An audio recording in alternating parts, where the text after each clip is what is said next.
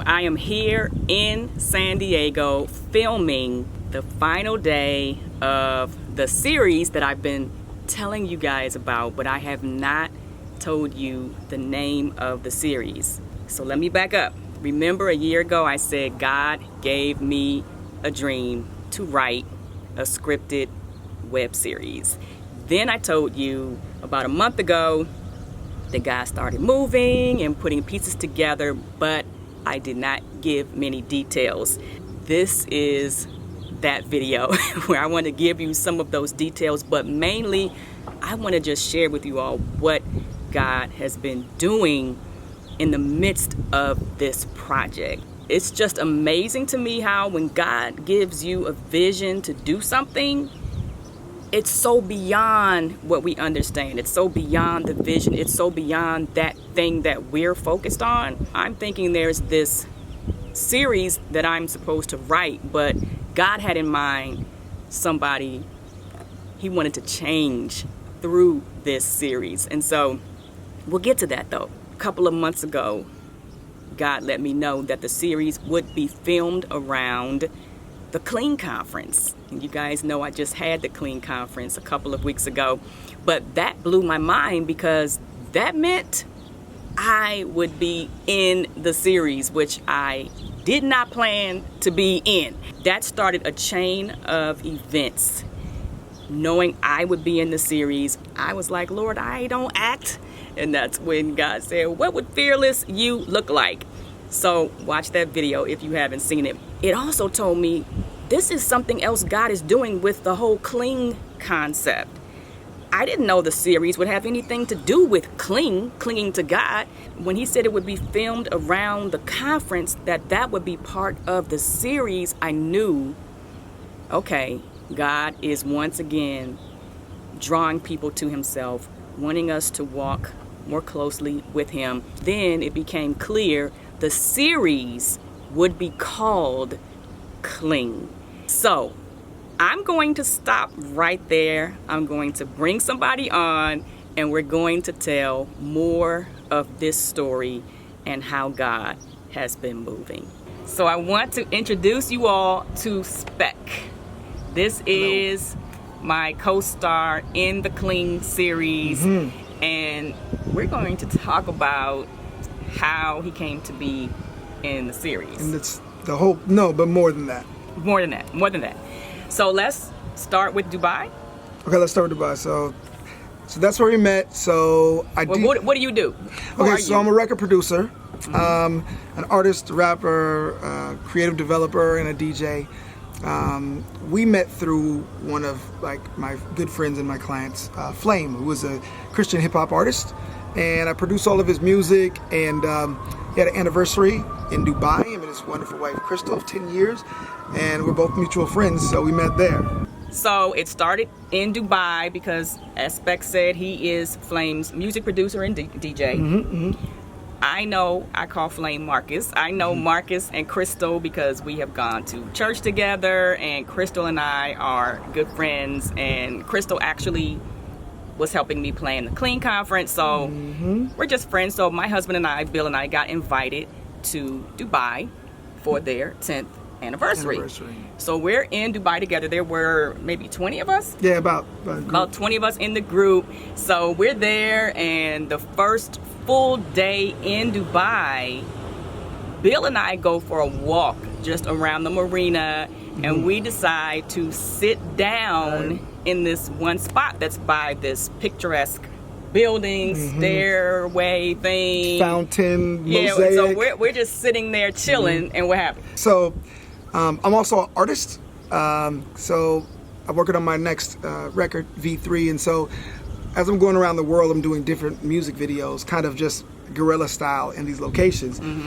So I'm just going in faith. I wanted to do this, this record that me and Mike Real are in called Ballot, Campaigning for Christ.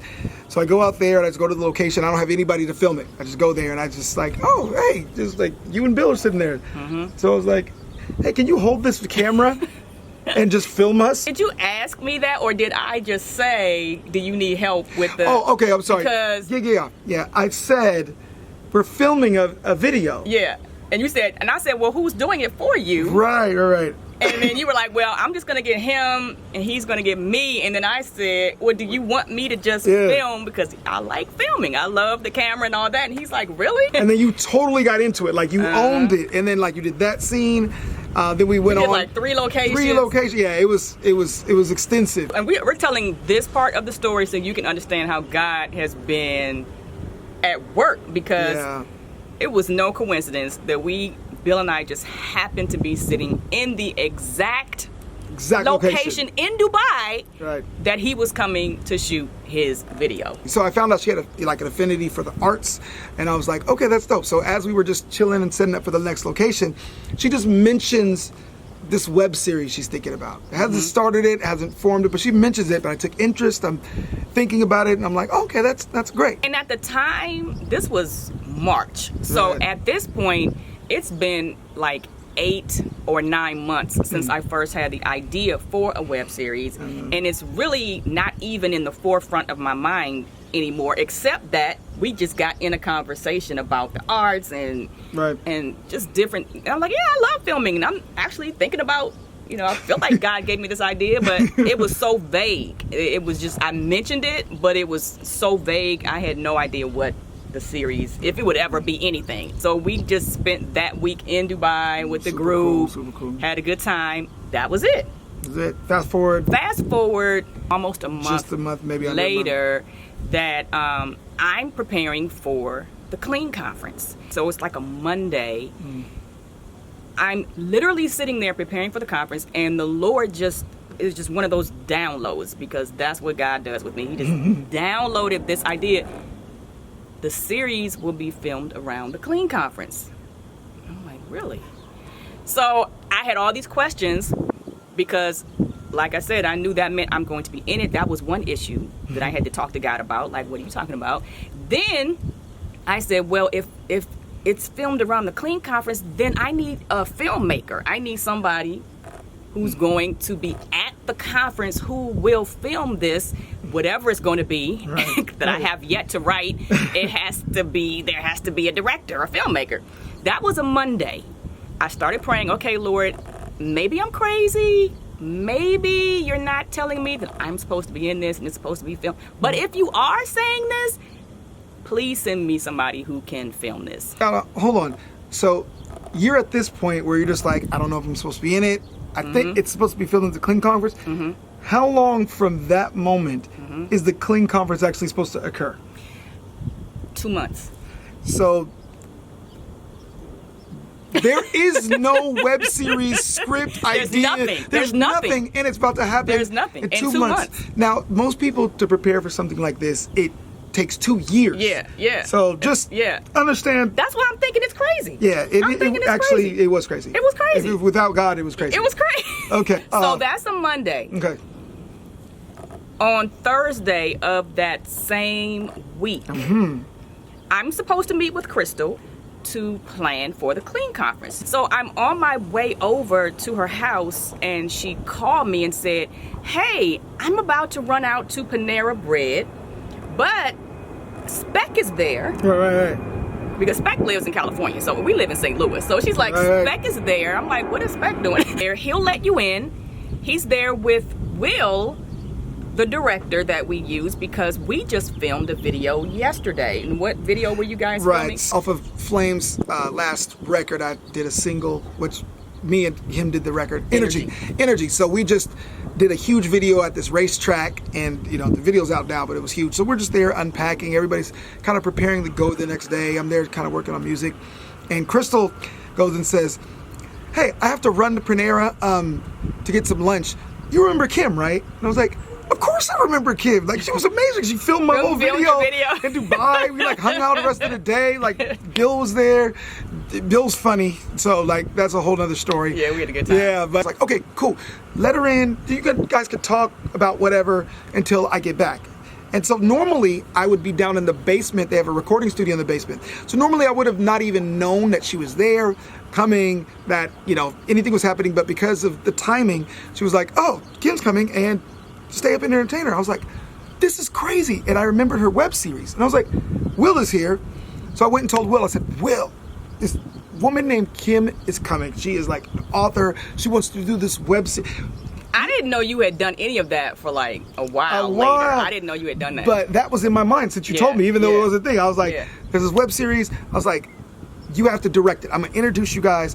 She needs a director. But there was nothing. You didn't know anything. I didn't know anything there was nothing about at that point when you were saying you need to direct it. But I just knew you didn't have anybody. I know he's the best. And I was just like, you guys got to do this. So I come over. And Spec and Will, the director, are there. And so Will was in the dining room working on something, video editing. And so Spec and I are talking and we're reminiscing about Dubai. Remember that video? Remember? Yeah. I think you might have asked me about the series web. I don't know what, I was like, how it came up. Are you still doing the series? But I said, it's funny you mention it. Just earlier this week, I feel like God gave me this idea to film it around the conference. And I'm still like, I don't know if this is real or not. Is this a thing? And I just didn't know he had already talked to Will. And I was kind of jokingly saying, hey, Will, I might need you to help me, with this conference. So Will comes in. I kind of tell him about the conference and that I'm an author and I write novels. And I said, I feel like God gave me this idea to film a series around the Clean Conference. And I said, if it's really going to happen, I know that it would have to involve a woman like me, of course, a character that I'm playing, who is having a conference on intimacy with God, but there's something going on in her life. She wants to be close to God, but there's something going on that's causing a conflict. That's all I knew. So Will was interested. That was God. The fact that he was interested. I didn't even have a script Will yet. is not interested in anything. Right. He's really not found interested. This out later. He is so disconnected from most projects. There's only a few projects he's really interested in. So it was crazy that he was actually interested. And so long story short, I ended up talking to Will for like 2 hours. I didn't know that. About this. And Crystal came back. And Crystal was part of it. We were all talking. We didn't hardly do any conference planning. We're talking about this thing. It just took over your life. That just came up this week. And so this is how we ended it that day. Will said, I want to do this project. Look at how God works. Will primarily does music videos. He said God called him to do Christian music videos, and he's been doing this for 10 years, full time. He said just earlier this year, God put it in his heart to move toward film. What? So he said, I definitely would want to do this if my schedule is clear conference weekend in June. So he said, I won't know that until I get home on Monday. So remember, this is Thursday. And he stays booked up like 6 months ahead. So the chances he's open 2 months away, very small. That whole weekend, the Lord is like, start working on the script. I said, well, Lord, I won't know if he's available till Monday. The Lord is like, no, you're going to walk by faith and begin work on the script. So I knew as I began working on the script, I would need a co-lead in this series. There was going to be a love interest, my teen sweetheart. So I said, okay, Lord, I need a co-star. I need someone to play this teen sweetheart. So I prayed about it, and I remember sitting there, and again, another download from God. Spec comes to mind, and I'm like, Spec? And I said, he doesn't have time to be acting in a video. Like, why would he even do that? I'm just like talking to God, like, once again, what are you talking about? Like, this doesn't even make sense. Everybody, like not a few people, but just me. It was just Spec. Then I waited for Will on Monday to tell me his calendar was clear, and God was like, of course his calendar was clear. Why do you think he was sitting in Crystal's living room? The same week I gave you the idea to do this. Will said, I can do it, let's go, let's do it. So I called Crystal and said, Crystal, I'm working on this script, and the person that came to mind to be a co-star is Spec. Like, do you think he would do this? Like, she was like, oh yeah, I think he would do it. I think he would do it. You should give him a call. I texted you. Right. You texted it and you like said the idea, and I was like, well, I said I have a weird question. Yeah, weird question, like, right. This weird question. And I was like, So he called me and was like, what is it? Yeah. And then you actually, so tell them how you actually had an interest in acting. Oh yeah, okay. So it's even more than that. I mean, in high school, I used to act. I really, really wanted to be an actor, but my life just went into production. I had just recently prayed to God and said, God, I want to be back in front of the camera. I have a desire to act. So I started working on this like travel reality show, and I've already just started putting things in motion. But I was like, God, if this is what you want, it'll happen. I'm telling you, it's crazy. Yeah, God has shown up in so many phases of this. Amazing. So he put Spec's name in my head. Spec has prayed, wanting to act. I'm thinking, why would he want to act in this? It's God. So let's fast forward. Okay. I'm working on the script at this point, so I have my director, I have Spec in it, Marcus and Crystal at this point have agreed to be in it. I have to write this thing, and again, it's coming up really quickly. So I'm working on it, and I said, well, okay, Lord, I'm working on these characters.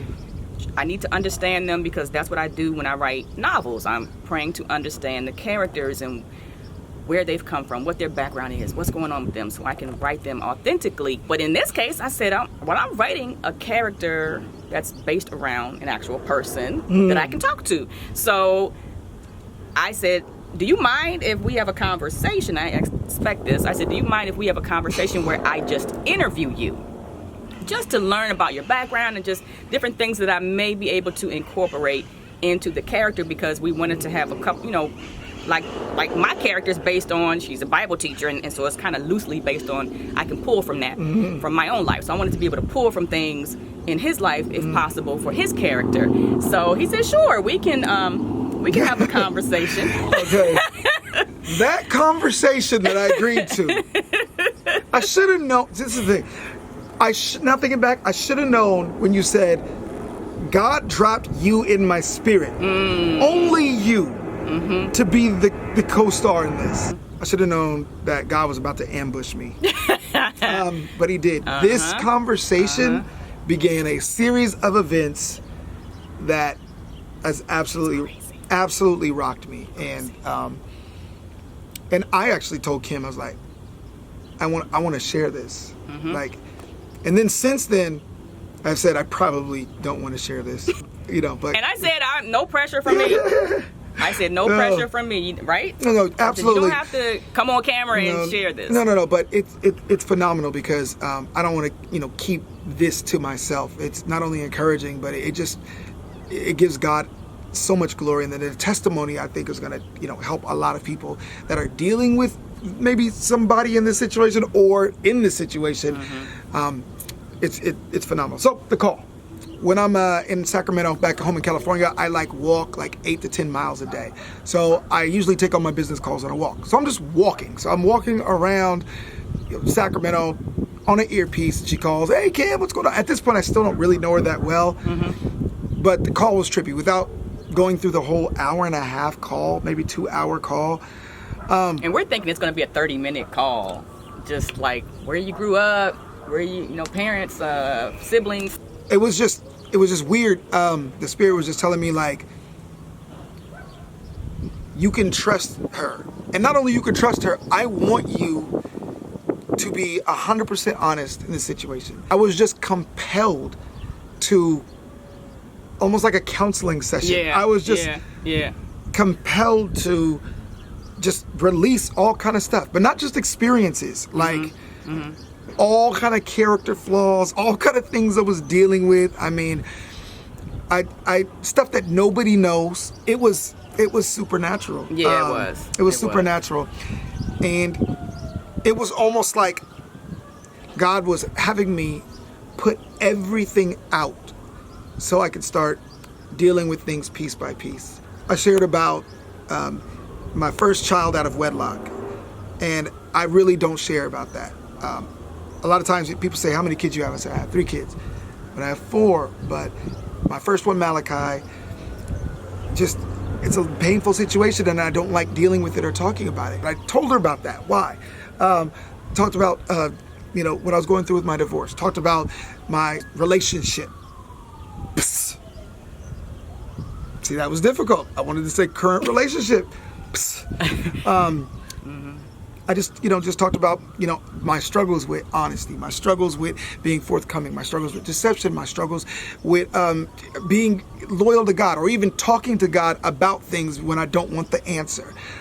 Trusting God and putting business and success, or even loyalty to my kids, or loyalty to honorable things above His will, and minimizing sin because of it. The crazy part was she didn't judge. You listen, but she didn't waver from where she stood on these things. I had really never talked to anybody like that, and it was a God thing. By the end of the conversation, I'm like, I need you to know something. Like, this is odd. Nobody knows any of this. I have just opened up a whole bunch of stuff and nobody knows. It was so clearly God. Yeah, it was so clearly God. And we even said that, like, this is so clearly God. That conversation messed me up. So it really started to get me thinking, like, oh my gosh, I'm dealing with a lot more than I thought I was dealing with.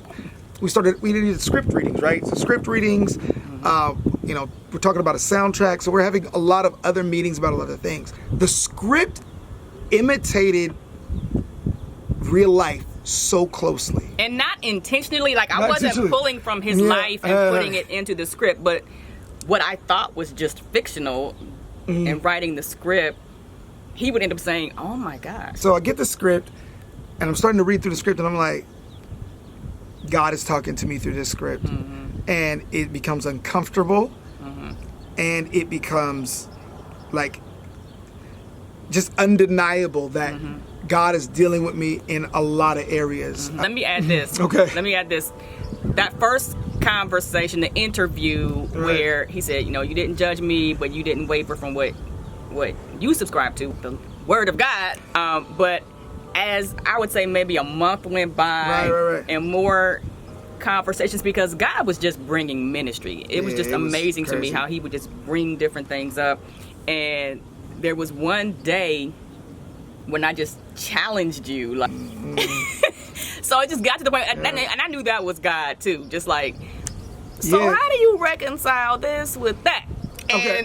So maybe in about the span of 5 conversations, every single thing that I was trying to justify was challenged. So, I mean, go through so like, for instance, let's talk about misleading or deception. So I would tell Kim, I was like, listen, man, I've just through my life learned things don't always end up right. Things just don't go right. You think people tell you it'll all work out. It'll all work out. And it doesn't all work out. And that has a lot to do with my, first child situation. Everybody told me it was just all going to work out, and it just didn't all work out. Now I understand that it's not finished yet. It's not that it didn't all work out, that God is not done with a lot of situations you think are over and have failed. God can't fail, so I'm still hopeful about that. But so I was like, I have learned to say, or lean towards saying in a lot of situations, the thing that's just going to get me the best result. So as long as everybody's happy, then let's just say what's going to get the best result. So Kim says, well, that's a lie. And we just got to the point where I could just be like that, it's like that's actually that's a lie. A lie. And that is not okay. I was just like, well, everybody around me does this. It is not unusual for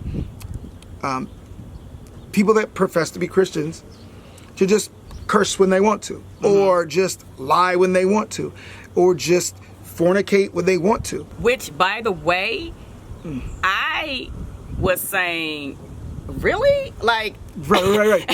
when he was saying it's not unusual for this to happen and for people to do this, and Christians are having sex, and I'm like, what are you talking about? Yeah, so he made me feel like really naive as he was talking about this stuff. You see, this is real talk. Like, we're actually, this is real talk, in case you were wondering. Yeah. So Kim is here talking about, all right, some things are like, discussed and debated, and you're like, however, some things are not.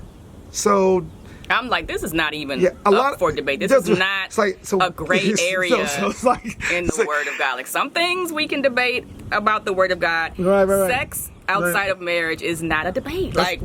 So that's not a debate. I'm confused. Right. What? And I was like, well, no. See, here's the thing.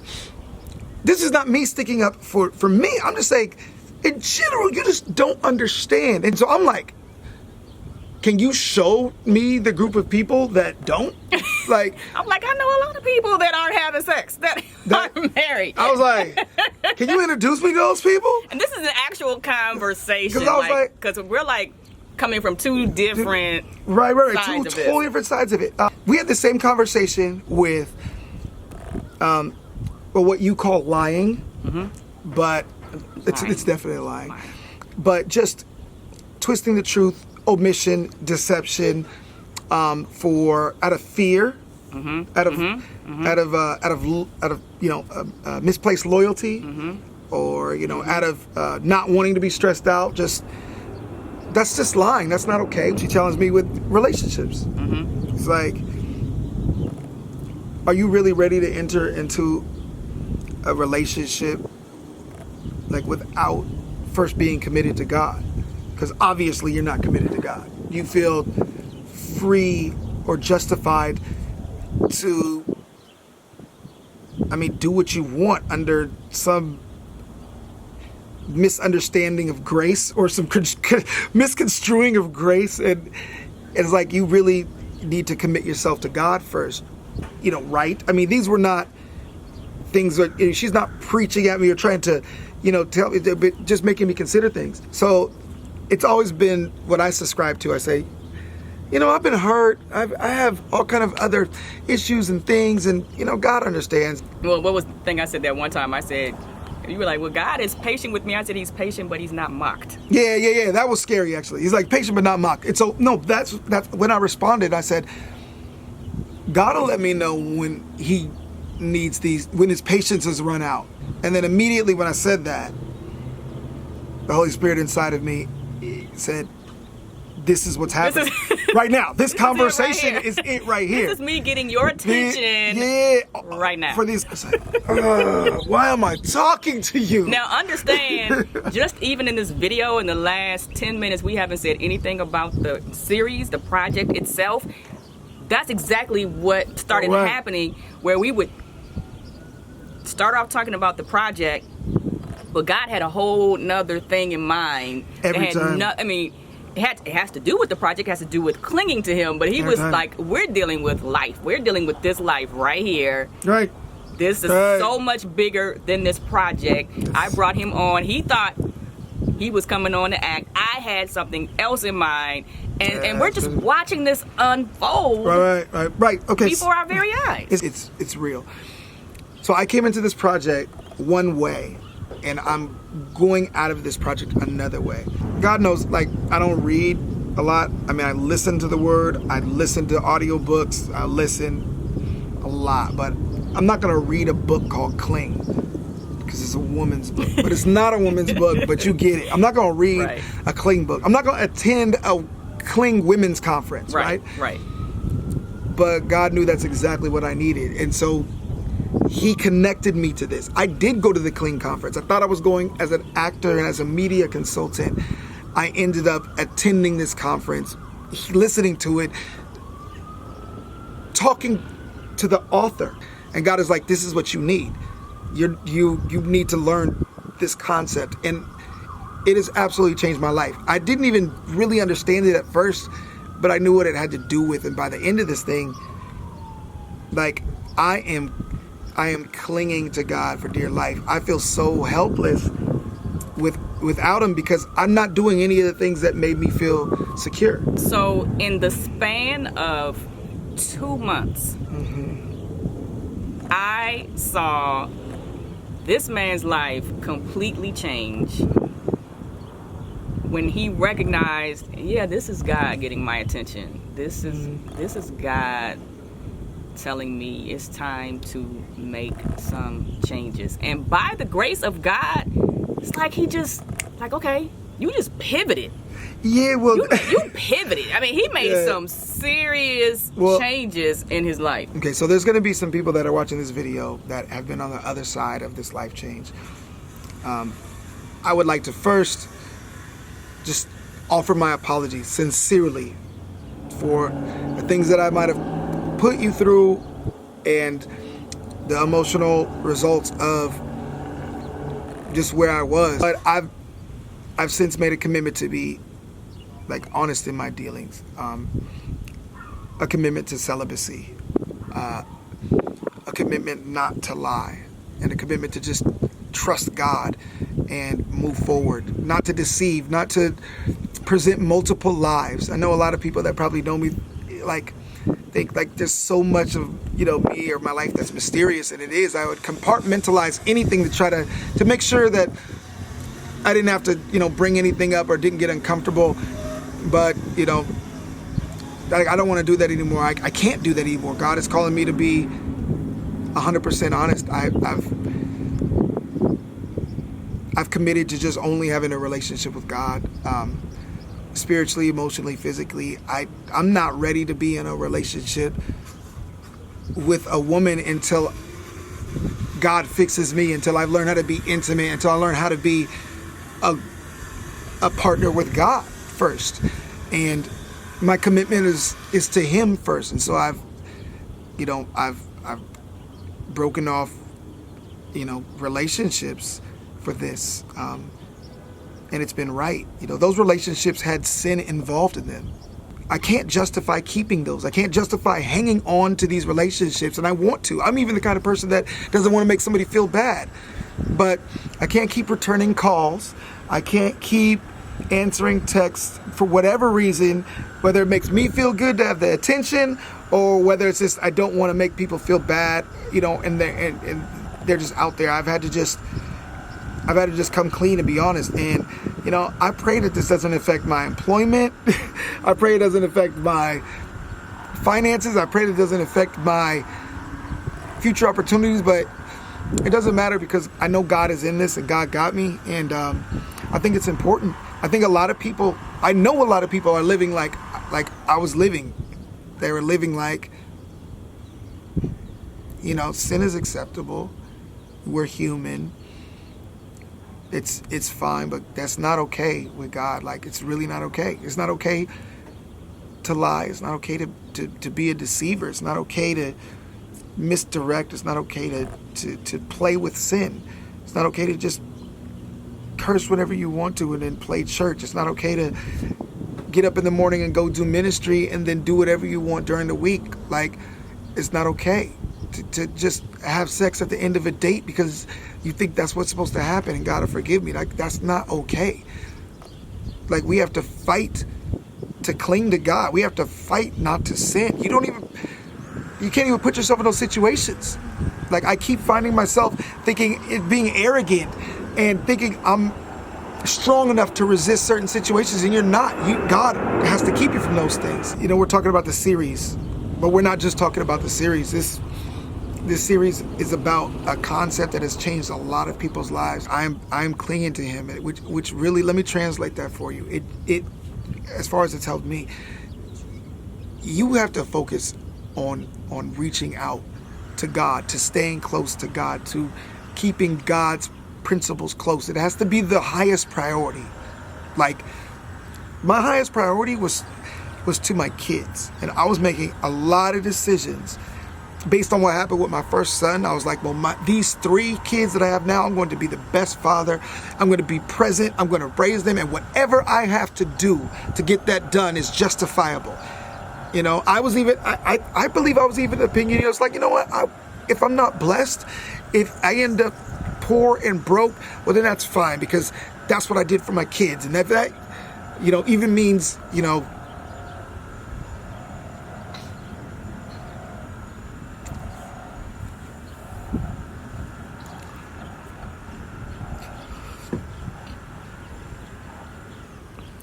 I do anything for my kids, but God is a much better father than I am. My highest obligation has to be to God, and then He will take care of my kids, and He will show me how to take care of my children.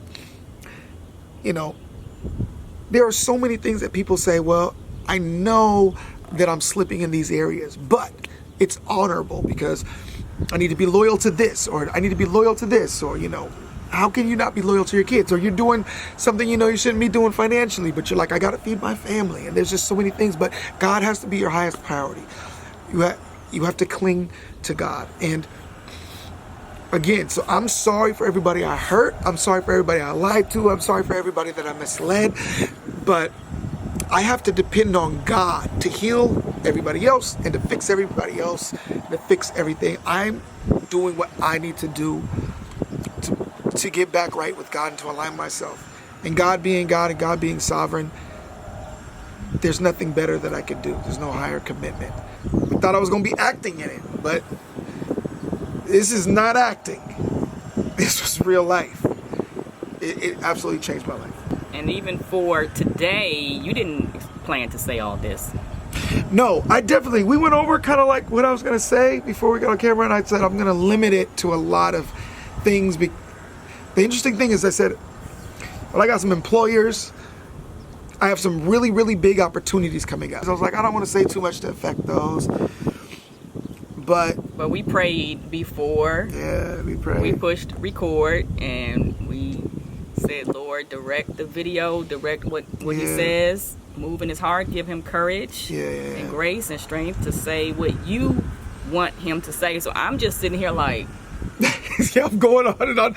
He's like, you said you weren't going to talk about that. You said you weren't going to say that. Right. Like, but, okay, Lord, this is just all the Lord. I came into this project one way.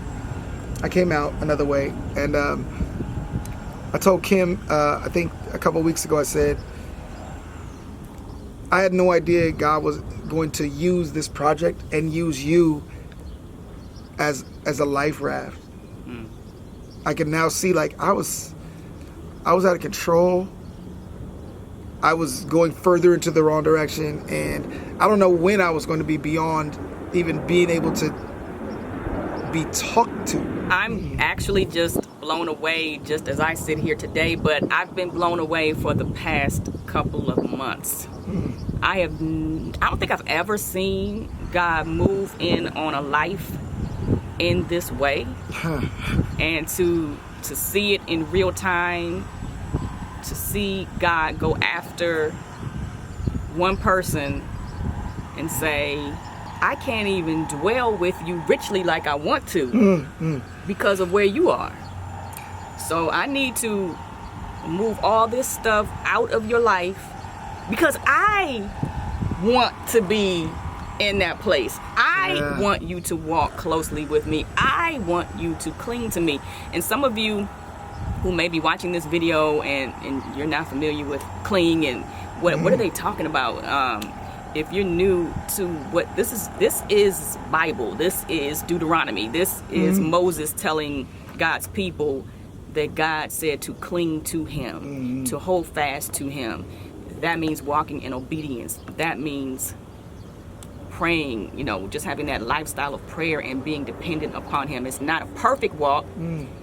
We're not perfect people. We do sin, but not a lifestyle of sin. So just having that walk with God where you're dependent, where you're real with God, where you can say, Lord, this is hard. I'm tempted, all these things, but I want to walk closely with you. This is what God wants from us. That's where cling came from, Deuteronomy 10:20 and 13:4. So interesting that you mentioned just the effects and what God wanted to do. This whole thing, it had nothing to do with any blessings or any big things that were going to come from it. The funny thing is, we were ready to end this video without any tangible because just being close to God was enough. Yes. The reward for all of these sacrifices is just having the presence of God back. Right. And being close and having God. To want his presence that much. Please. However, let me quickly add that every single day I wake up and make a decision, which I'm telling you, it was not like that. I wake up and make a decision. This is how far I'm gonna go, and this is what I'm gonna do, and this is what I'm not gonna do. And then I'd start texting, and God was not in the picture. And now I wake up, and I remember used to being like this and saying, God, what are we doing today? God, you help me, you show me. And the blessings have been phenomenal. We were just saying, we were waiting for a plane to pass overhead, and we were just saying, This is not one of those testimony videos where we say, and now Yeah. all these great things have come into my life Exactly. because all these tangible, you know, things, and I have $1 million now. Yeah, and this is, and now I can hear from God. I can walk closely with God. I can enjoy God's presence. That's what we want. Like that should be our greatest desire, to walk closely with God, to cling to Him, to know that's where the richness is. Yeah. Not cling to Him to get something else. Cling to Him. Cling to Him. Like that. That's the end goal. Whatever else comes from that, That's the end goal. it's gonna come.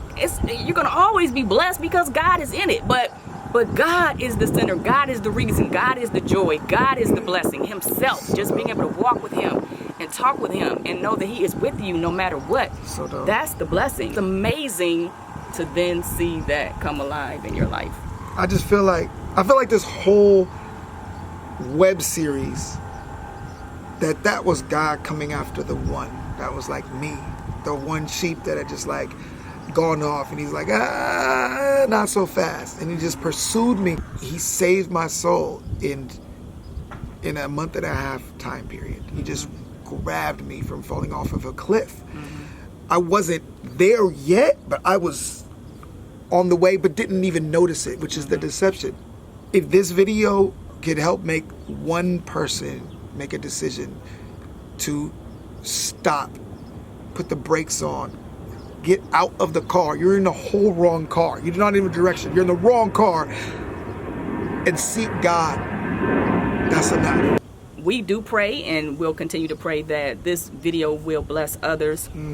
It's not some marketing gimmick or promo for the series. This is real life. This is real life and real God moving in a life. And so we just give God all the praise for His love and His grace and His mercy, and for His desire to want us to walk closely with Him. That's what God wants. God will do whatever it takes to get you walking closely with Him because He wants that relationship. So as we end this, I think I'm just being led to say, if you're on the fence and you're in some stuff and you feel like you're in too deep and your whole life is going to crumble if you get out of those things, it's not. Like, God has you. I'll be specific. What I'm wanting to say is, if you're in a relationship and it's based around sin or based around an emotional situation that you know is not godly, like, I know that's hard to break that off. And I know you feel like, you're going to be lonely, you're going to lose something, or it's going to just make your life crumble. And it might in your own understanding, but God got you. Like, God understands it. God knows that, and you can do it. That's really what I wanted to say. I wanted to turn back on the camera, but like, you can do it. Like, God will help you. Yeah, God will help you do it. So, God will help you do that. Like, what I'm trying to say is, do it. Like, God is there. When you're clinging to God, the benefits are that He is your strength. When you're clinging to God, the benefits are that He enters your life and begins to take care of things that you thought were just going to crumble and be out of control. If you're on the fence about ending something or starting something or doing something or moving forward or cutting it off completely, just do it. I know it seems like it might be irresponsible because I have this and I have this and I have this. God knows that. Like, just do it. And be obedient. And God will be there. So as I said at the beginning, we are in San Diego. This is actually the last day of filming for our scenes. I think there's a couple other things that need to be filmed, but our scenes are done today. So video's so sick. The series is so sick. So we're still excited about the series. I know we like moved away from the project, but the project, we are praying that everything you've heard us say God has done in Spec's life, we're praying that God will use this series to just speak to people about walking closely with Him. And we do pray that you will stay tuned for updates. We'll let you know when it will be released, but subscribe, stay tuned so we can keep you updated about that. And I'm saying pray for Spec. Pray for Spec. This is like real time. You know how some people give a testimony and it's like, and 2 years ago, you know, they wait 2 years, 5 years to give a testimony like this. People don't give testimonies like this in real time where it is still unfolding. Yeah, it's deep. Text messages still coming in. It's deep. It's still going. This is new and fresh. So pray for him. Pray for his strength. Thank you. Pray for God to give him immense grace to walk in his will. Y'all know how the enemy is. As soon as you make a pivot and start doing things God's way, he wants to unleash all kinds of stuff. Keep him lifted, and we appreciate your prayers for the project as well. And we're just praying for all of you who heard this testimony that God will speak to you individually. And I also want to add, this is why we want to walk in God's will for whatever he puts on our hearts and minds to do. God gives us things to do, and we don't do them because we doubt that we heard him. And y'all heard me say I doubted, and I was like, what are you saying, Lord? But when we take these steps of obedience, we don't know what he has in mind Right. for what he wants to do in somebody else's life. So be obedient to what God puts on your heart to do. So whatever it may be, whatever God is calling you to do, whether it's something major, a major pivot you need to make, or just walking in whatever dream he puts on your heart, whatever it is, cling to him in that thing. Yeah. Follow God. He will lead you. He will give you the grace. He will give you the strength. He will get the glory, because it will go way beyond what you could ever imagine So real. that he might do. God bless you.